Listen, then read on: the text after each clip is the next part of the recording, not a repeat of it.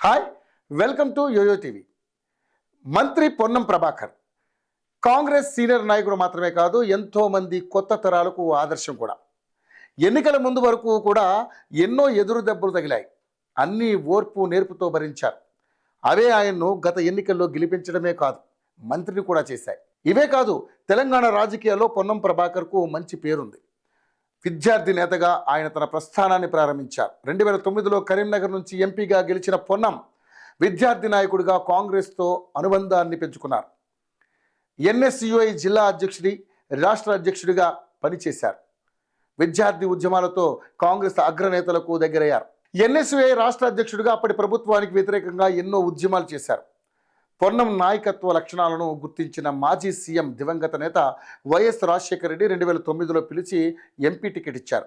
వచ్చిన అవకాశాన్ని పొన్నం ప్రభాకర్ ఏమాత్రం వదులుకోలేదు. కరీంనగర్ పార్లమెంట్ నియోజకవర్గం మొత్తం తిరిగారు. అన్ని గ్రామాల్లో తనకంటూ ప్రత్యేకంగా అనుచరులు తయారు చేసుకున్నారు. స్వరాష్ట్రం కోసం కాంగ్రెస్ నాయకత్వంతోనే విభేదించారు. తెలంగాణ కోసం ఢిల్లీలో పోరాటం చేశారు. పార్టీ ఎంపీలను ముందుండి నడిపించారు. ఎన్నో త్యాగాలు చేశారు. 2014లో తెలంగాణ రాష్ట్రం ఏర్పడింది. వరుసగా 2 ఎన్నికల్లో ఓటమి పాలైన పొన్నం ప్రభాకర్ ఏనాడు ప్రజల నుంచి దూరం కాలేదు. ప్రజల మధ్య గడిపారు. ప్రజలతోనే మమేకమై వారి కష్టసుఖాల్లో పాలుపంచుకున్నారు. బీఆర్ఎస్ ప్రభుత్వ వైఫల్యాలను ఎప్పటికప్పుడు ఎత్తి చూపారు. 2023లో తొలిసారి అసెంబ్లీ ఎన్నికల్లో పోటీ చేశారు.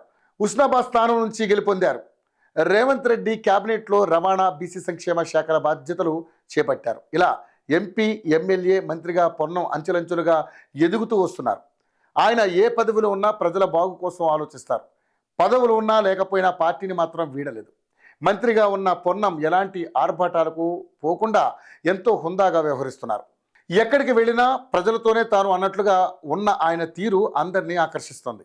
మంత్రి కదా, కాస్త పోజు కొడదాం అనే తత్వం పొన్నం ప్రభాకర్కు లేదు. ఎప్పుడు ఆయన ప్రజలతో ఇంటరాక్ట్ అయ్యేందుకు చూస్తుంటారు. ఎంత బిజీలో ఉన్నా తనను గెలిపించిన నియోజకవర్గ ప్రజలను మాత్రం మర్చిపోలేదు. ఇప్పటికీ సమస్య వచ్చిందని ఎవరు ఆయన తలుపు తట్టినా వెంటనే రియాక్ట్ అవుతారని నియోజకవర్గ ప్రజలు చెబుతుంటారు.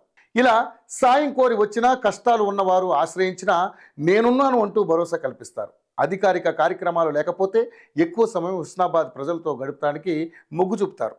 నియోజకవర్గంలోని ప్రజలు కూడా పొన్నంను సొంత సోదరిలా భావిస్తారు. పదవులు వచ్చాయని పొంగిపోలేదు, రాలేదని నిరుత్సాహపడలేదు. కష్టే ఫలి అన్నట్లుగా కష్టపడ్డ వారికి ఖచ్చితంగా ఫలితం ఉంటుందని నమ్మే వ్యక్తి పొన్నం ప్రభాకర్. అలాంటి ప్రభాకర్ ఇటీవలే హుస్నాబాద్ కోసం కావాల్సిన నిధులను మంజూరు చేయించారు. ఆయన నియోజకవర్గ ప్రజల్లో ఆనందాన్ని నింపారు.